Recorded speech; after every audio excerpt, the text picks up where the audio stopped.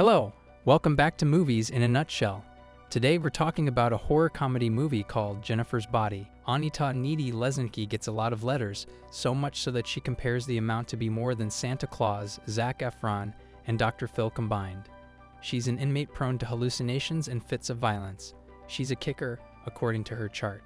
That's proven when Needy kicks a doctor in the chest, and she's forced into solitary confinement. Needy wasn't always like this. She used to be an ordinary teenage girl until the killings began. Devil's Kettle, Minnesota is a town named after its very own mysterious waterfall, the Devil's Kettle, where objects that fall into it are lost forever.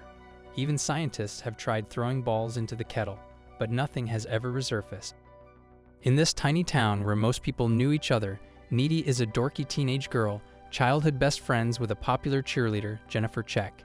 They have almost nothing in common. Some even tease Needy about being in a sexual relationship with Jennifer, which Needy denies. One night, Jennifer invites Needy to Melody Lane, a place that Jennifer calls a club. Needy's boyfriend, Chip Dove, doesn't want her to go, but Needy insists and shows off her friendship necklace that she shares with Jennifer. Jennifer then enters Needy's house, intending to bring her to the club. Chip doesn't even consider it a bar, let alone a club. Still, the two best friends go to Melody Lane to attend a concert by an indie band called Low Shoulder.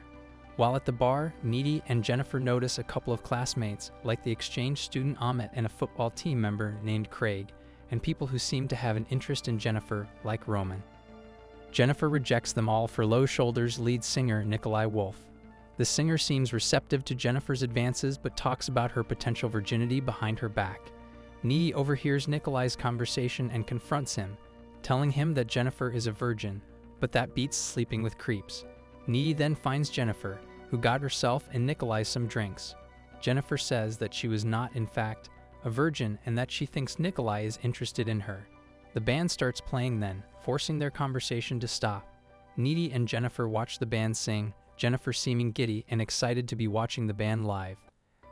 After watching, Needy lets go of Jennifer's hand just before she notices a fire spontaneously igniting by the stage. She calmly follows it as it climbs up into the rafters and becomes bigger, not even trying to run, as is usual for horror movie characters. No one notices the brightness of the flames on the ceiling before part of the decorations fall onto a table, shortly followed by mass panic. Unfortunately, many flaming decorations and ceiling parts started falling then, crushing people and setting fire to others. It takes a few seconds for Needy to snap out of whatever is stopping her from running, but she eventually does.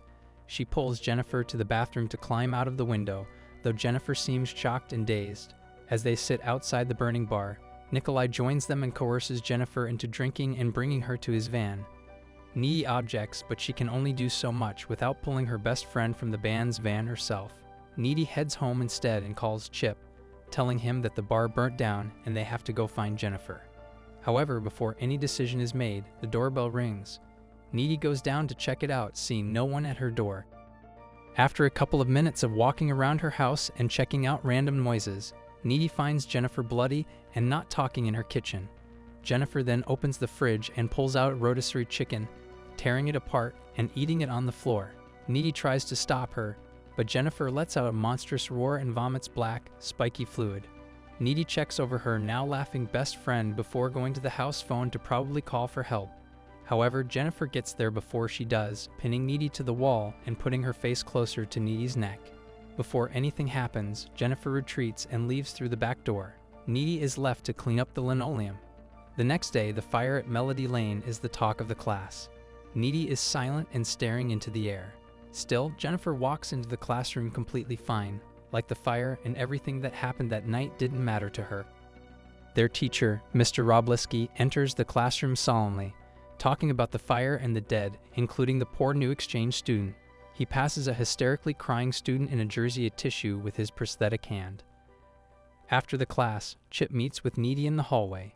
She confides in him about what happened with Jennifer in her kitchen, which Chip recommends that she go to the school therapist.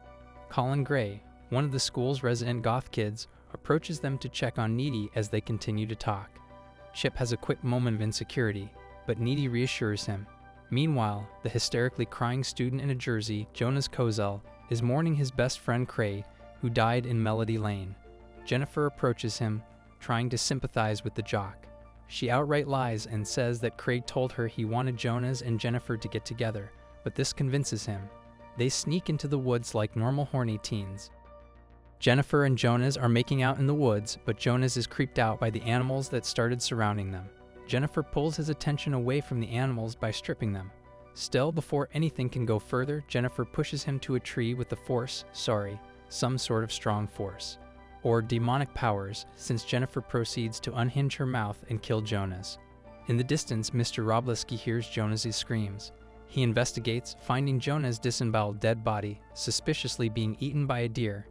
Back at Needy's house, the radio talks about how Low Shoulder risked their lives to save people from Melody Lane the night before while Needy is making sandwiches. Her mom confides in her about a nightmare she had about Needy being hammered to a tree just like JC, also known as Jesus Christ. As Needy and her mom have a bit more heart-to-heart, Jonah's body is wheeled out of the woods. His mother is sobbing, and his dad promises to castrate the killer and pin it to his door like rich people's lion door knockers. Deeper in the woods, in a lake, Jennifer cleans herself free of the blood she most likely had after she killed Jonas. Later that night, Jennifer calls Needy to tell her about her perfect day. Jennifer never explicitly says that she killed Jonas. Still, his death seemed to have made her feel stronger and invulnerable, as evidenced by Jennifer burning her tongue. Chip calls Needy then, asking her to meet him at a park. When there, Chip tells her that Jonas was found dead in the woods. With the fire and this murder, Needy says it couldn't have been a coincidence. On the other hand, Chip just wants to believe that there wouldn't be more. Devil's Kettle is a media sensation a month later, with the cannibal murder right after a tragic fire. Everyone seemed to be distraught the whole month, all except for Jennifer. However, she looks pale and lackluster on the 1-month anniversary of the tragedies. Needy asks her if anything is wrong, but Jennifer says it is probably wearing off. Before Needy can ask about it, they're interrupted by Colin, who asks Jennifer out. She agrees to go out with him after Needy says she thinks he's nice. That night, Needy and Chip go to third base, while Colin drives to an abandoned building that Jennifer sent him. When Colin enters the building, which is breaking and entering, only to see ominous candles spread out around the place, Jennifer appears behind him and coerces him into stripping. Still, she instead breaks his arm and proceeds to unhinge her jaw and kill Colin. Needy starts to have a vision, seeing blood dripping from the ceiling and the dead Jason standing with the demon Jennifer. Chip notices her panic, and they stop the sex. Chip asks her what's wrong, but Needy never answers and leaves his house in a panic. On the way home, Needy almost runs over a bloody Jennifer. Needy swerves to avoid her friend, but Jennifer jumps on her windshield when she stops, cracking the glass. Needy becomes so scared she speeds straight out of there to her house. She cries on her couch for a while, but Jennifer is already there when she moves to her bed. Needy freaks out, which is fully understandable, but Jennifer pulls her into a make-out session. Though Needy freaks out more after, threatening to call the cops. Jennifer mentions she has the cops in her back pocket, but then tells Needy about her experience with Low Shoulder. Jennifer notices all the occult paraphernalia scattered about in the back of Low Shoulder's truck. No one answers where they're taking her, but it's not too long before they're at the Devil's Kettle waterfall. There, the band ties Jennifer up, and as usual for villains, Nikolai monologues about her impending fate. Apparently, the group wanted fame and fortune. They decided that the only way they could get it was to sacrifice a virgin to Satan. The band starts to sing before killing her, providing Jennifer with a much more horrific experience. However, for some reason, the death doesn't stick. Jennifer rises from the dead and walks to Needy's house, encountering a surprisingly alive Amit. Once she realizes that no one knew Amit was even alive, Jennifer tricks him into following her and makes him her first victim. Jennifer never mentions any sort of possession, but it's not hard to figure out when she stabs herself with a stick and it heals, seemingly without pain. She also explicitly says that she feels unkillable when she's full. Needy demands that Jennifer leaves her house, which Jennifer follows by jumping out of her second-story window. The next day, Needy attends Colin's burial. His fellow goth has a sad and dramatic showing of their grief, which Colin's mom refutes with her own story of grief, and a comment that Colin's body looked like lasagna with teeth. All this prompts Needy to look through her school library's occult section, which they suspiciously have. There she finds many things, like succubi and how to destroy demons, and especially the fact that impure virgin sacrifices make the sacrifice permanently possessed and craving flesh. Needy brings this up to Chip, who is very concerned. Unfortunately, Needy asks him to stay away from the upcoming school dance, but she's forced to break up with him to protect him. On the night of the dance, Chip is intercepted by Jennifer, who seduces him and outright lies about Needy's fidelity. Needy herself is waiting anxiously at the dance, seeing neither Chip nor Jennifer. Unfortunately, Chip is led by Jennifer to an abandoned pool. There are a lot of abandoned places in this town, but Chip is apprehensive about the abandoned pool. After more hesitation, Jennifer pushes Chip into the still-filled pool and feeds on him there.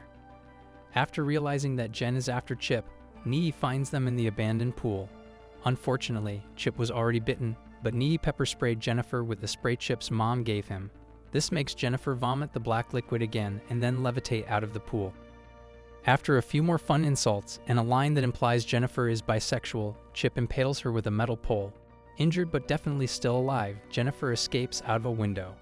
When they are safe, Needy finds Chip on the ground, obviously starting to succumb to his injuries. Needy tries to call for help using his phone, but it's broken because of all the water it was submerged in. They apologize and declare their love for each other, and Chip dies. Needy gets back home, her dress torn, dirty, and bloody. After looking at some pictures and changing her clothes, Needy breaks into Jennifer's room. They fight quite a bit, and Jennifer manages to bite Needy's neck. Eventually, Needy gets the upper hand, but Jennifer starts levitating. As they struggle in midair, Needy rips off Jennifer's friendship necklace, stunning Jennifer, who stops struggling. Needy proceeds to use a box cutter to stab Jennifer through the heart, killing her and destroying the demon. Jennifer's mom enters and finds Needy over her daughter's dead body, running in and cradling Jennifer. Needy is brought to a correctional facility, leading back to before the flashback, with Needy still in solitary confinement.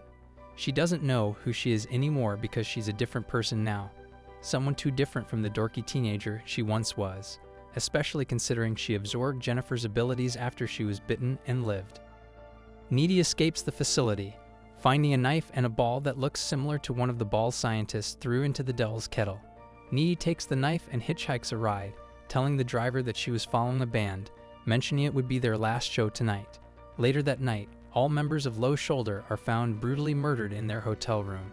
Needy is seen in a CCTV camera walking away from the room. We hope you liked this, and please leave a like and subscribe for more videos with movies in a nutshell.